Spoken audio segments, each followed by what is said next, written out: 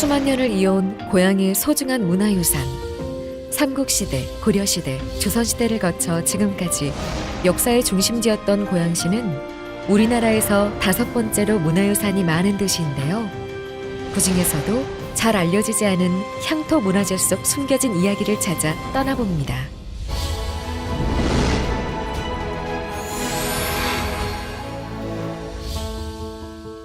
공릉천, 창릉천, 고향의 큰 물줄기가 만나는 곳. 한강과 함께 흘러온 고향의 역사, 지금 만나볼까요?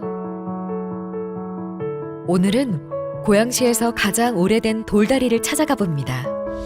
창릉천 옆쪽에 위치한 강매동 강구산 마을. 이곳에 자리한 강매동 석교가 바로 그 주인공인데요. 네모진 돌기둥 20여 개 위에 돌판을 깐 형태. 약간의 곡선을 이루며 남북으로 이어진 다리의 길이는 18m 정도 됩니다. 매우 견고하고 세밀하게 지어졌는데요. 이러한 형태는 조선시대의 석교에서 흔히 볼 수 있는 다리 축조 방식입니다. 강매동 석교에 대한 흔적은 1755년에 발간된 고양군지에서도 발견되는데요. 당시에는 해포교라 불렀으며 지금과 달리 나무다리였다고 합니다.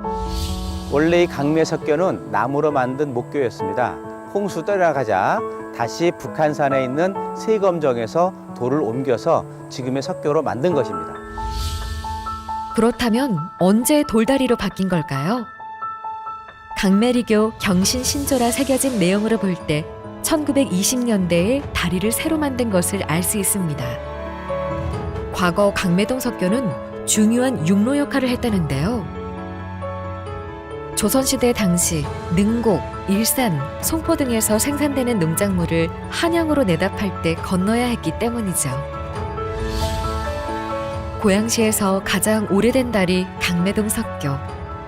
조선조 전통적인 다리 축조 방법의 맥을 잇고 교통수단의 장이기도 했던 소중한 유물입니다.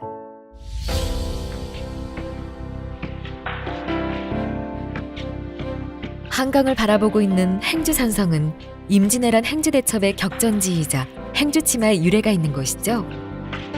이 행주산성 역사 누리길 입구 맞은편에 고향에서 하나뿐인 독립운동가의 성덕비가 있습니다. 일제강점기 시절 독립운동가와 관계사업가로 활약했던 양곡 이가순 선생. 황해도 해주 출신인 그는 3.1 만세운동을 주도하다 옥고를 치르고 노년을 고향 땅에서 보내게 됩니다. 당시 고향 땅은 바로 옆에 한강을 끼고 있지만 관계 시설이 제대로 되지 않아 홍수나 가뭄이 심해 농민의 삶이 피폐했는데요. 보다 못한 이가순 선생은 제방을 쌓아 홍수를 대비하고 한강물을 고향 땅으로 끌어오는 농수로를 만들었습니다. 그의 아들 이원재까지 유업을 이어받아 완성한 농수로가 바로 지금의 행주 양수장 1호 용수 간선수로. 일명 이가순 수로 덕분에 피폐한 농지는 비옥한 곡창지대로 바뀌었고 질 좋은 고향 쌀이 생산될 수 있었습니다. 총 길이 100여 킬로미터에 이르는 수로는 지금도 주변의 농경지 4,500여 헥타르를 적셔주는 고향의 젖줄이 되고 있는데요. 이러한 이가순 선생의 공적을 기린 성덕비가 2017년에 향토 문화재로 지정되면서 그의 고귀한 정신과 업적을 알리고 있습니다. 한강과 창릉천 사이에 위치한 덕양구 행신동. 아파트 숲이 늘어선 이곳에도 고향의 소중한 역사유산이 숨어 있습니다. 진주 류씨의 묘소와 신도비인데요. 신도비란 왕이나 벼슬이 높은 사람의 무덤 앞에 세워 죽은 이의 업적을 기리는 비석을 뜻합니다. 류진동은 조선의 문신이자 화가로 전라, 경기, 평안 등의 관찰사와 도총관을 지냈습니다.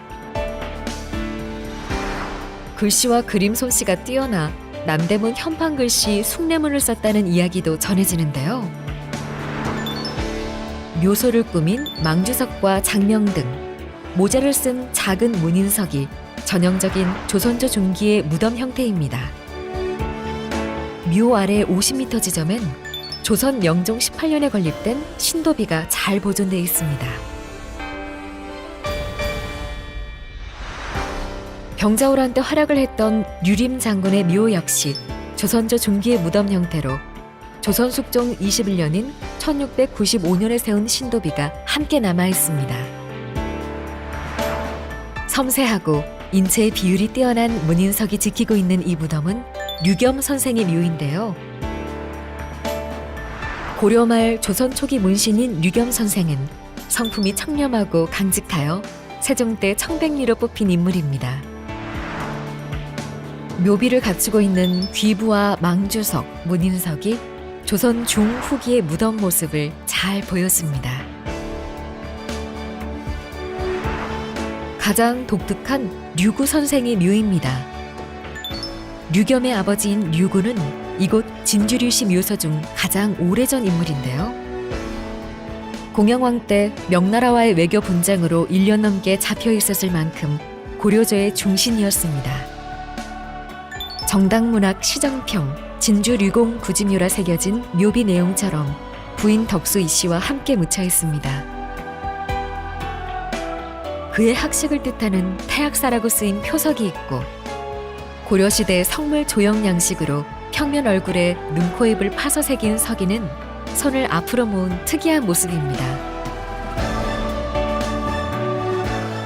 새 것처럼 보이는 문인석과 상석, 향로석은 조선 중기 이후에 세워진 것으로 보입니다.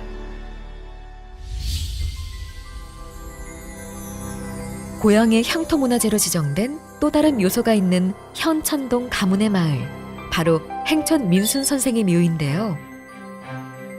특이하게 세 개의 봉분이 나란히 자리 잡고 있는데 양옆은 두 부인의 무덤이라고 합니다.